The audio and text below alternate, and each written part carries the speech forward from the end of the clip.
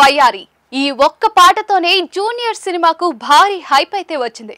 కర్ణాటక మాజీ మంత్రి ప్రముఖ పారిశ్రామికవేత్త గాలి జనార్దన్ రెడ్డి కుమారుడు కిరీటి రెడ్డి హీరోగా నటించిన తొలి చిత్రం ఇది. సోషల్ మీడియాలో వైరల్ వయ్యారి పాట బాగా వైరల్ అవ్వడం, శ్రీలీల, జెనీలియా లాంటి స్టార్స్ నటిస్తూ ఉండటంతో టాలీవుడ్ లోనూ ఈ చిత్రంపై బజ్ క్రియేట్ అయింది. దానికి తోడు ప్రమోషన్స్ కూడా గట్టిగానే చేయడంతో జూనియర్ సినిమాపై భారీ అంచనాలు పెరిగాయి. మరి అంచనాలను ఈ చిత్రం అందుకుందా లేదా రివ్యూలో చూద్దాం. ముందుగా కథ విషయానికి వస్తే, విజయనగరానికి చెందిన కోదండపాణి అంటే రవిచంద్రన్, శ్యామల దంపతులకు ఆలస్యంగా పుట్టిన బిడ్డ అభి అంటే కిరీటి రెడ్డి.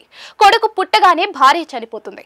దీంతో కోదండపాణి తన కొడుకుకు అన్ని తానై పెంచుతాడు. తండ్రి కొడుకు మధ్య ఏజ్ గ్యాప్ ఎక్కువ ఉండటం, ఆయన చూపించే అతి ప్రేమ అభికి చిరాకు తెప్పిస్తుంది.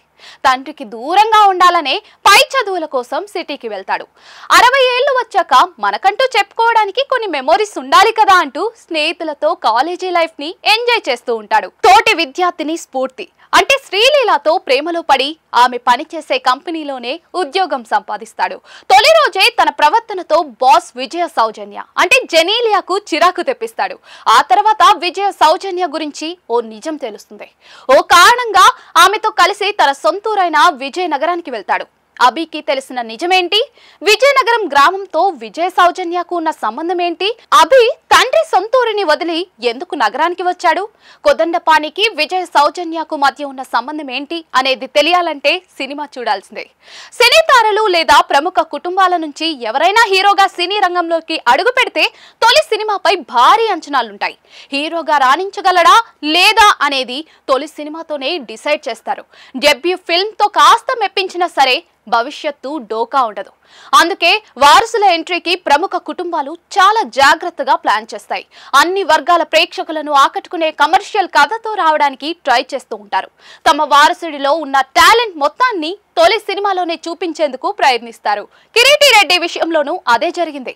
ప్రముఖులు వారసుల డెబ్యూ ఫిల్మ్ కి కావాల్సిన అంశాలన్నిటినీ కొలత లేసి మరీ జూనియర్ సినిమాను తెరకెక్కించాడు దర్శకుడు రాధాకృష్ణ. హీరోని ఎలివేట్ చేసేలా యాక్షన్ సీన్స్, డాన్స్, డైలాగ్స్ అన్ని కూడా చక్కగా సెట్ చేసుకున్నాడు. కానీ కథ విషయంలో మాత్రం కొత్తగా ఆలోచించలేకపోయాడు. సినిమా ప్రారంభం మొదలు ఎండ్ వరకు ప్రతి సన్నివేశం కూడా పాత సినిమాలను గుర్తు చేస్తోంది. కామెడీ బాగా పండడం, పాటలు, యాక్షన్ సీన్లు ఆకట్టుకునేలా ఉండటంతో రొటీన్ కథే అయినా ప్రేక్షకులకు బోర్ కొట్టదు. ఒక ఎమోషనల్ సీన్ తో కథను ప్రారంభించి కాసేపటికే కథను కాలేజీకి షిఫ్ట్ చేశారు. హీరో ఎంట్రీ సీన్ ని బాగా ప్లాన్ చేశారు. కాలేజీలో హీరోయిన్ తో చేసే అల్లరి, స్నేహితులతో కలిసి చేసే కామెడీ బాగా వర్కౌట్ అయింది. జెనీలియా పాత్ర ఎంట్రీ తర్వాత కథనం కాస్త సీరియస్ గా సాగుతుంది. ఇంటర్వెల్ సీన్ ద్వితీయార్థంపై ఆసక్తి పెంచేలా ఉంటుంది. ఇక సెకండ్ హాఫ్ లో కథనం మొత్తం గ్రామీణ నేపథ్యంలో సాగుతూ ఉంది. కొన్ని సన్నివేశాలు శ్రీమంతుడు, మహర్షి సినిమాలను గుర్తు తెస్తుంది.